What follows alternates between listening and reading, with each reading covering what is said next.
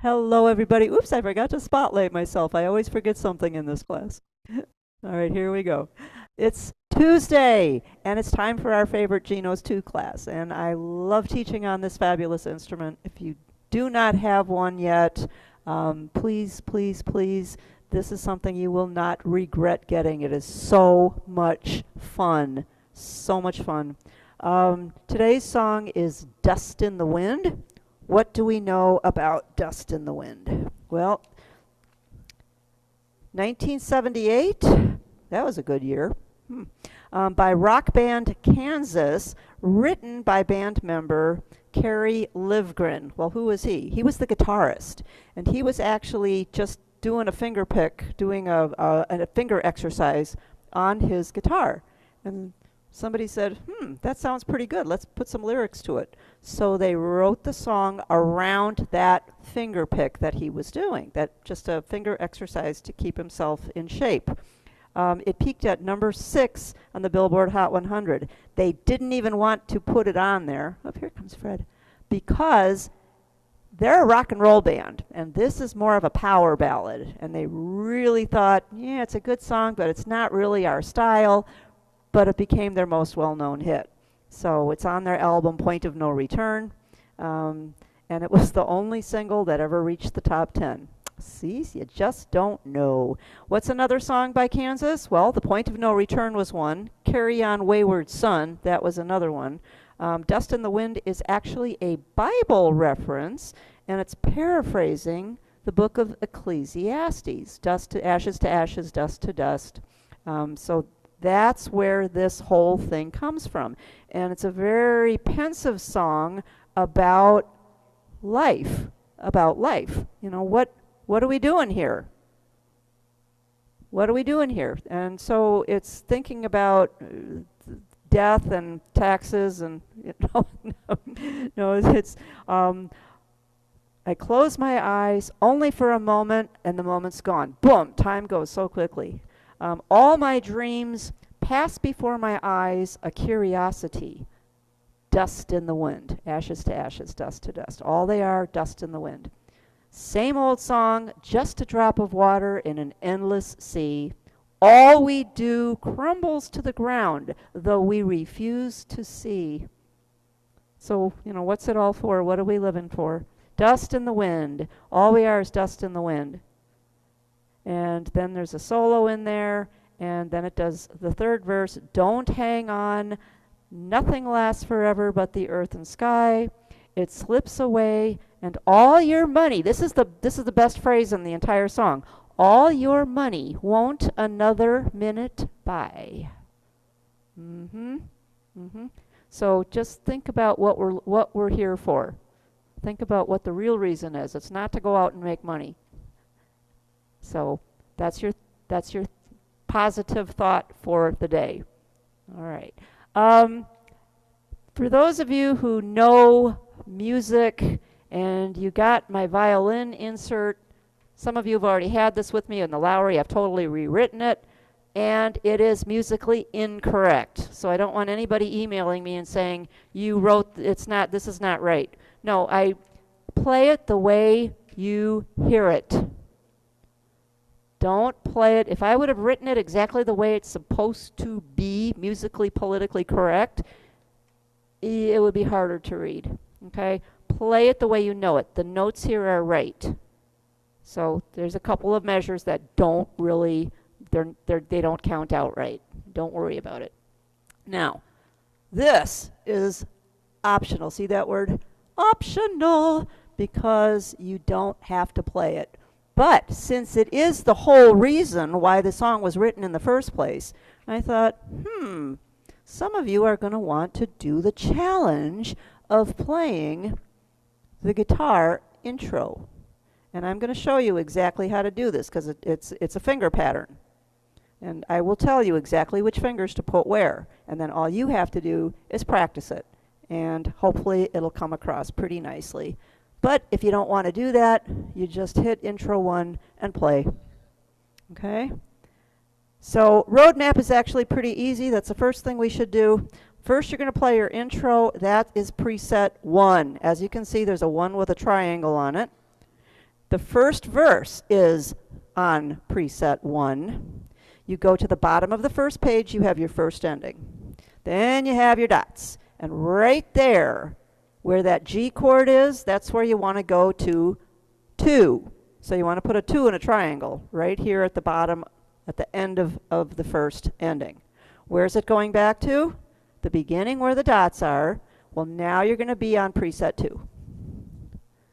All right. When you get to the end of the third line, you can put a colorful 2. And if you want, you can put an arrow down to the second ending. So the pink 2 goes to the pink 2, or whatever color you're using. Second ending. Second ending goes to the next page. And now, at the end of that line, right before you get to the DS all coda, you want to do one of these. You want to put your inverted triangle, because that's going to be the violin insert, and it's going to be triangle 3. That's the violin insert. And at the end of the violin insert, you're going to go to triangle 4. And then you're going to do a DS all coda. So you're going to play the third verse on number 4. Here comes somebody else.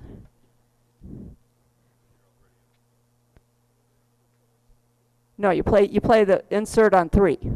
The violin insert's on 3. And then 4 when you go back and end the song. All right, now, one thing I got to talk to you about is, what's the musical roadmap of the violin insert? Ooh. I have 2 first and second endings.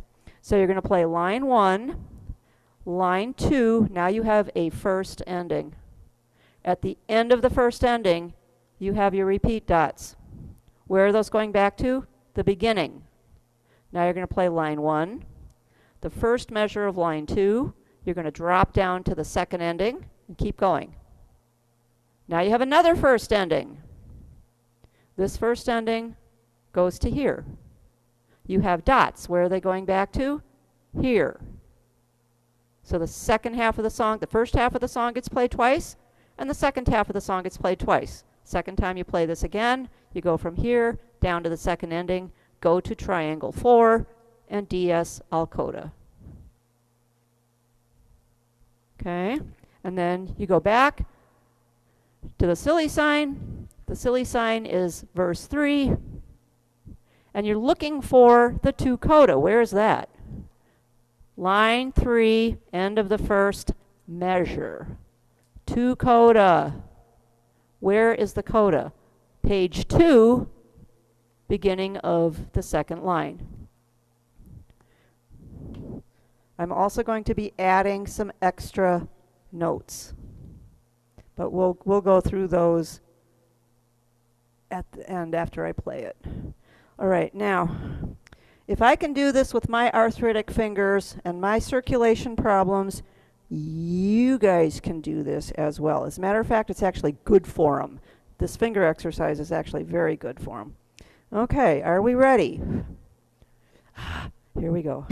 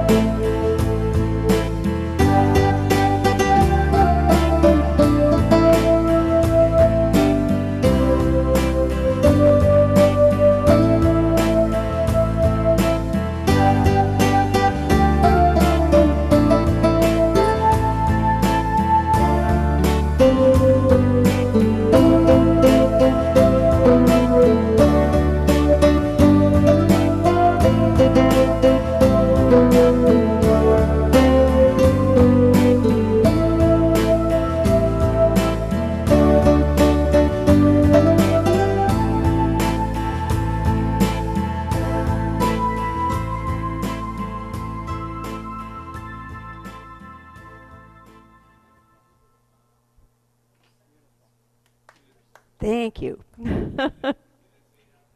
I did a fade out on that, yes. Yeah, so thank you. Make sure you have your fade out set. Now, I did not put that on the sheet, but you do need to make sure that one of your assignables is on a fade out. And if you forgot how to do that, it's direct access, press one of the assignables, okay, and then you find your assignable buttons, and you touch the one you want to work with, and if it says fade in, and then you scroll, or scrolling is with the little wheel.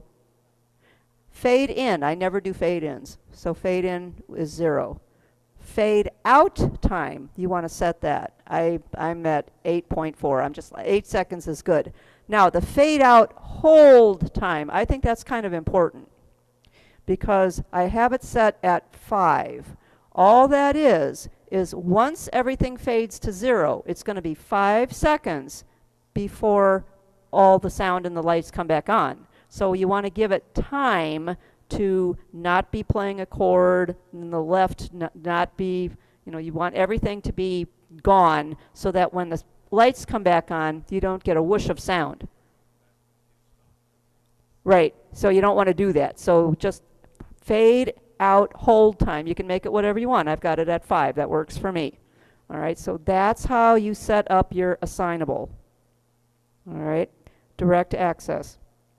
Any questions on that? Okay. Now, I also did... Where's my sheet?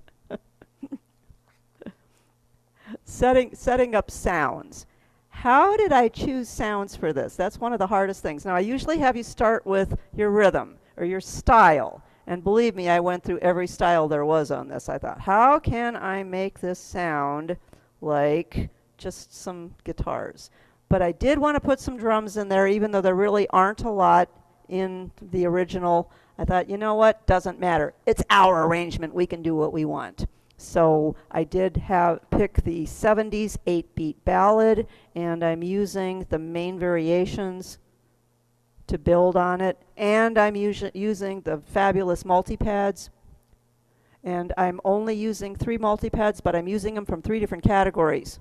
So remember, when you are ready to save a multipad, it's select, sync, start, press that button, and then touch the multipad that you want to save so it blinks. Now you can do memory 1 once you have everything set. When you go to 2, you're going to do another multipad from a different category, so you don't want to touch 1. Don't touch 1 at all. That will automatically import itself from the first preset to the second preset. The only one we're going to be working with is number 2. So I picked an Angel Pad number 2 for the multipad. No, I'm sorry. I picked an offbeat guitar. The Angel Pad is in my sounds. So when you are saving your second preset, you want to do select, sync, start, number 2. Don't touch number 1 or it's going to wipe that out. Only touch the new one that you are putting in. When you go to 3, same thing. And I purposely was looking for a different multipad, either in the number 3 slot or the number 4 slot, so I could add it to the 2 that I already had going. Did I forget to put that third multipad in? No, it comes in for number 4. Yeah. And so I put some vocals in, and I made sure that I used number 3. So again, when you're saving that, it's select, sync, start, 3. Don't touch 1 and 2, because they automatically all go. They just import themselves from one preset to the next, which is actually kind of neat because the continuity stays there. I love that. I love how that does that. This is an easy one. There's only 4 presets. I don't have 11 like I did the last couple ones. But the sounds, I want to talk to you a little bit about how did I pick sounds?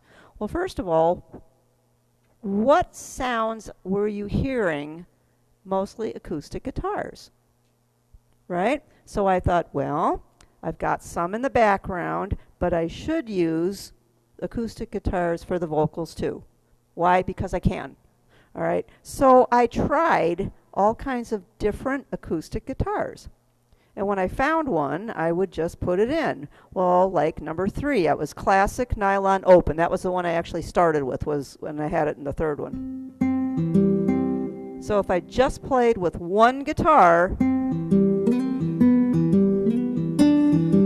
that's okay, but it doesn't seem, there's not enough body there.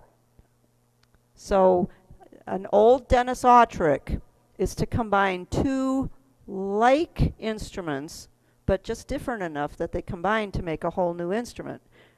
Right number 1, I'm using Spanish guitar. How does that sound by itself? It's got a little sharper sound. By combining the 2 of them, and I played 2 guitars every which way, and you just try stuff until you get a sound that you go, that's it, that one works for me. That one worked. You might actually find something that you like better. But I liked those 2 together. And then I thought, what would Gene McDonald, he's sitting behind me here, what would he do to put in the wind? What? Bagpipes? No, I don't think so. And so I thought, okay, I'm going to try, because I've got one more sound, because remember, you can combine 3, because I'm splitting everything in the same spot. So I've got all this room to put 3 sounds together. So I'm adding multipad, or not multipad, voice number 2, and I turned it into an angel pad. Now I tried all kinds of synth pads and synthesizer sounds, and you got to remember, it wasn't the 80s yet. We're still in the 70s, so the 70s didn't have a lot of that 80s techno stuff. So I chose the angel pad. Well, what does that sound like by itself?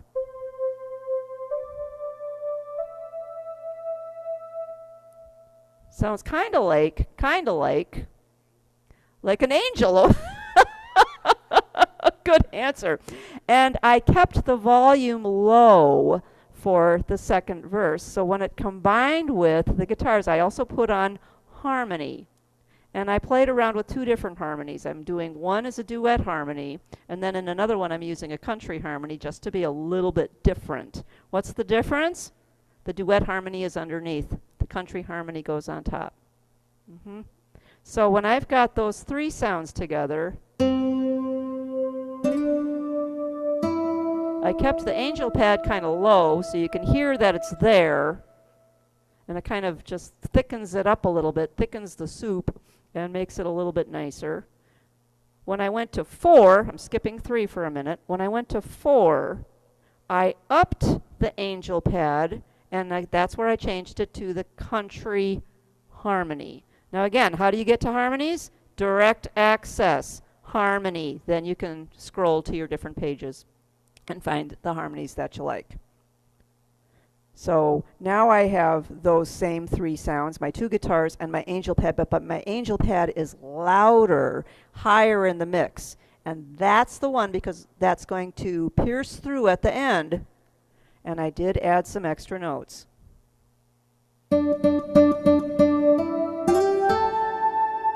What happens to the guitar sound? It decays.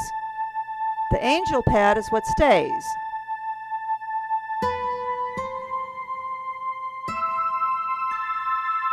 And before I quite get to that, I pushed on the fade button, so it's the wind just fades away. What notes did I use for the end? All right, I'm adding an extra measure. So let's go to the end of the song. After the A whole note, I put a bar line. I'm dividing that measure into 2. Now you're going to write 3 notes in the first measure, B on the middle line, C chicken in the third space, E elephant on the top space, and then in the last measure, a high A, the first line above the staff. And then I've got one of these little fermatas over the top of that. And I have press fade out. See if you can read that. Press fade out and then play those notes. That's not a chord A. You're on an A minor. And you just play those chords, and I actually held them. The last three I actually held like a full-fingered chord.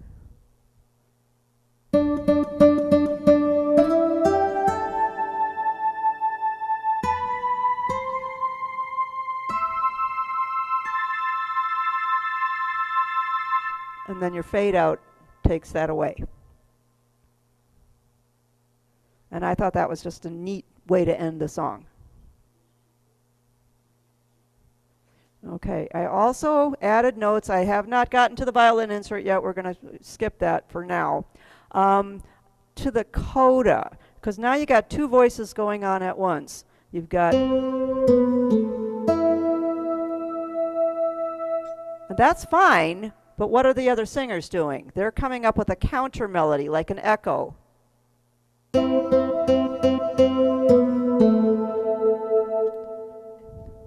So underneath that whole note E, okay, and you've got my printout, and I only did it one time on there, Dottie, okay? You're going to just copy that on the first line of the coda. Dust in the wind. So underneath the E, you're going to put 4 C's in a row with some stems and connect them with flags. All we are is, and then a quarter note, dust, C, quarter note, and then 2 eighth notes, a B on the second space below the staff, and an A, the second line below the staff, and those are going to be with stems, and you're going to make them eighth notes.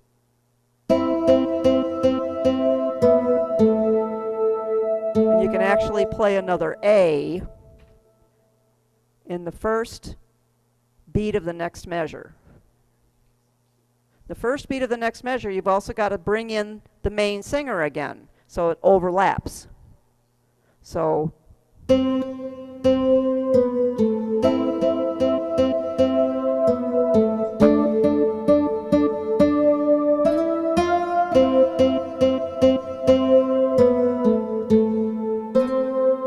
okay, so you're going to repeat that exactly on line 3, first measure. So you've got a counter melody going. You've got the main singer, dust in the wind, and then the other guys are singing, all we are is dust in the wind, and then he comes back in with, all we are is dust in the wind, and then it repeats. And remember, that's why you got to have the E and start the C right underneath it. All we are is dust in the wind, and it overlaps. So the coda, I'll play it again for you because I'm not going to get all my multipads right now.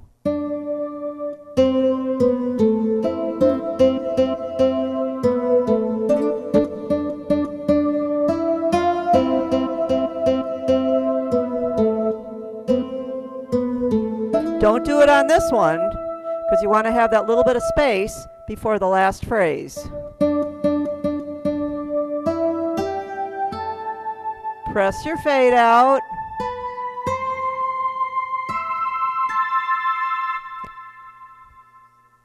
And you're just doing a little arpeggio up the A minor scale. All right.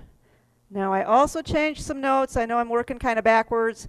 Top of the second page.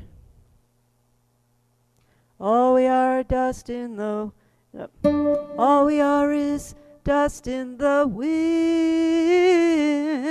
He's not singing it the way it's written. So that first wind,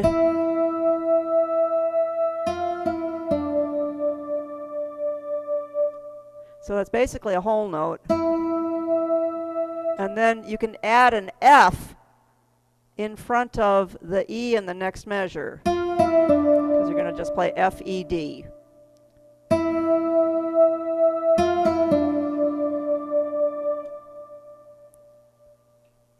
You'll hear it. You'll hear it. You'll know when it's right. And that's basically it on that. Did I add any chords? Un poquito. Very few.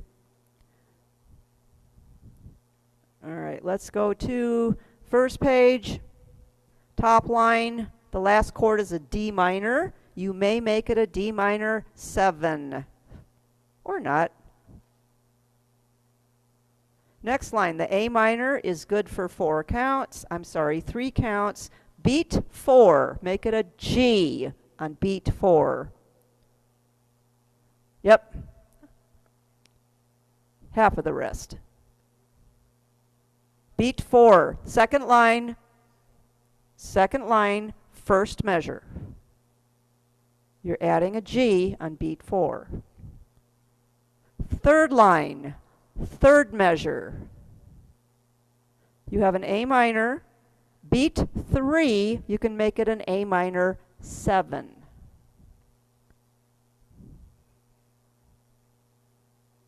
The coda, page 2.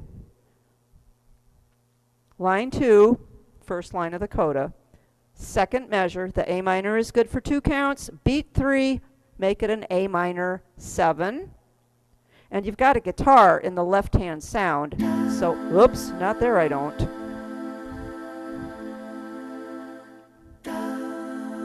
Oh, that's a multi-pad doing that. In the left hand, I've got just a guitar. So that's going to die away. So you almost can play that every third beat, first and third beat. Second line of the coda, line 3 on the second page. Beat 3, A minor 7. Third measure on that same line, A minor is good for 2 counts. Beat 3, make it an A minor 7. And that's it on chords. Okay, now we're going to go to the violin insert. What did I do for sounds there? Well, I watched the video.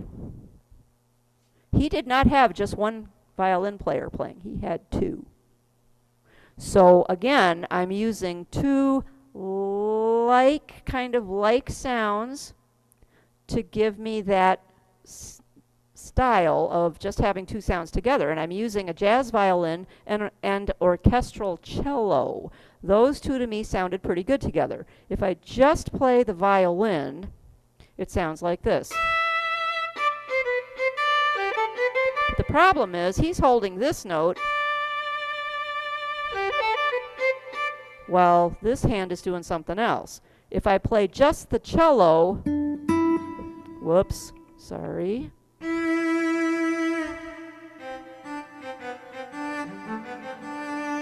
Different octave. Different octave. So when I put the 2 together, they actually made a really cool sound. And you've got to dance on those notes. You've got to actually, you don't want to plunk them super hard. You have to be precise on those. That's what I'm saying. It's not written musically correct, so don't get on me. Because you have to play dun da dun da da. The D actually comes in ahead of the third beat. It comes in on beat 2.5.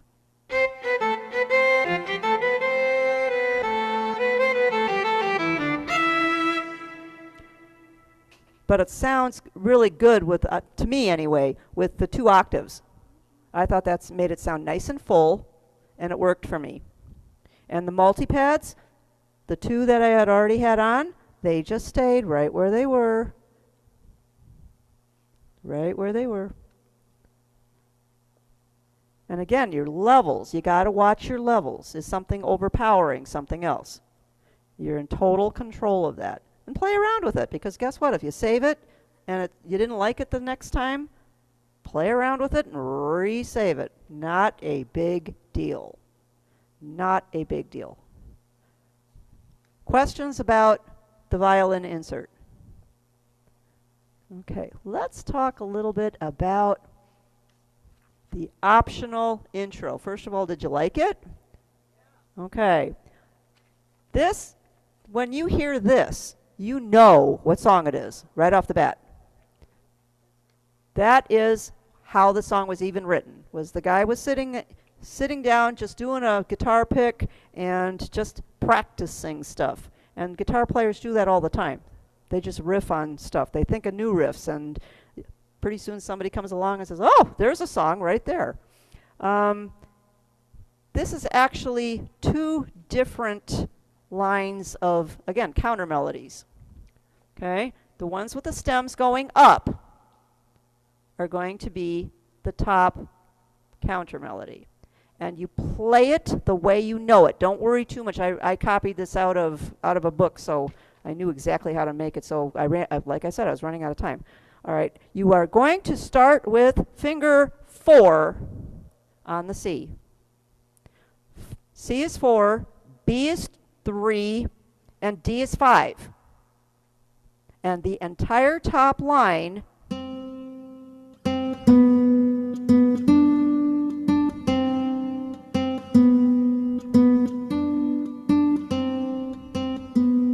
you're just using those 3 fingers. And they stay on the same notes the entire sheet. 4 goes on C, 3 on B, 5 on D. All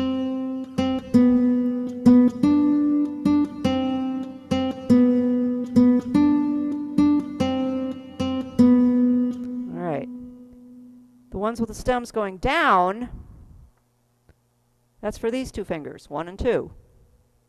Now you have to be careful here because 1 and 2 depends on what chord it's on. So line 1, you're on a C chord, so the 2 notes are going to be E and G. So it's 1 on E, 2 on G. And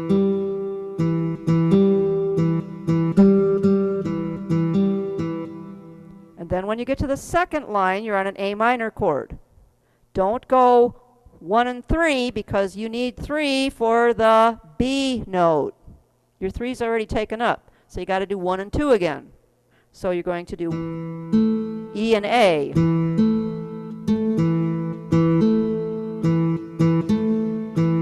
Then when you get back to the C chord, it's E and G. So only 1 and 2 for the notes with the stems going down, and 3, 4, and 5 for the notes with the stems going up. And then you just sit and practice until it starts to sound right. That's the hardest part right there, is you're getting 1, 2, and 3.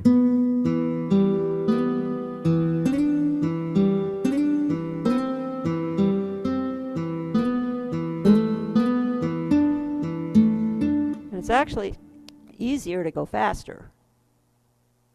But if you keep those fingers on those notes, then it comes out right. And if I push sync start, number 1, do I have my multi-pad? Yes, I do. Yep, so I'm also using intro 1 just to give me a beat.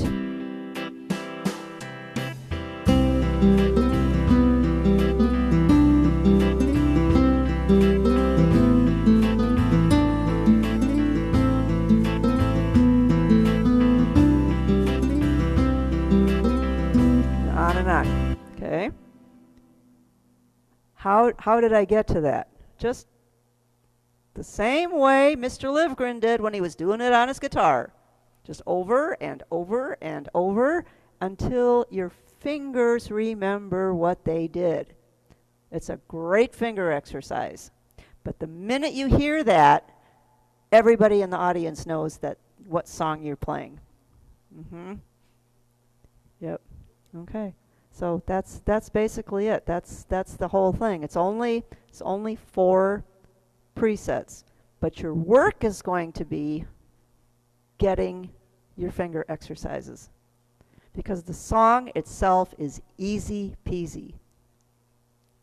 You can make it as easy or as hard as you want, but hopefully you liked what I did. If you didn't, find 2 other strings that work together, or find 2 other guitars that work together, because I think that's the secret to really coming up with your own sound to express the song the way you want to express it.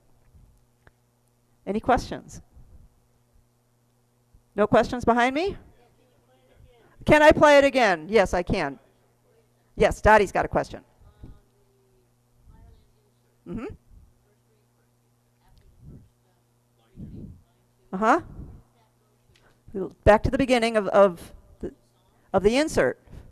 Yeah, this goes back to the beginning of the insert. I should have put dots there. Yeah.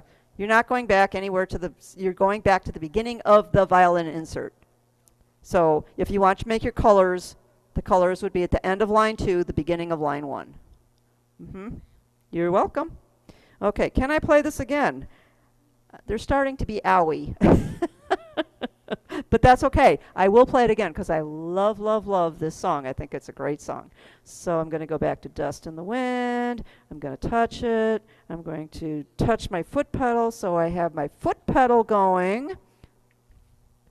My sync start, which yes, you could have programmed that into the first one, and the intro one. Yes, you could have programmed that into the first one as well. I don't. For some reason, that's just my way to get started. All right, so here we go.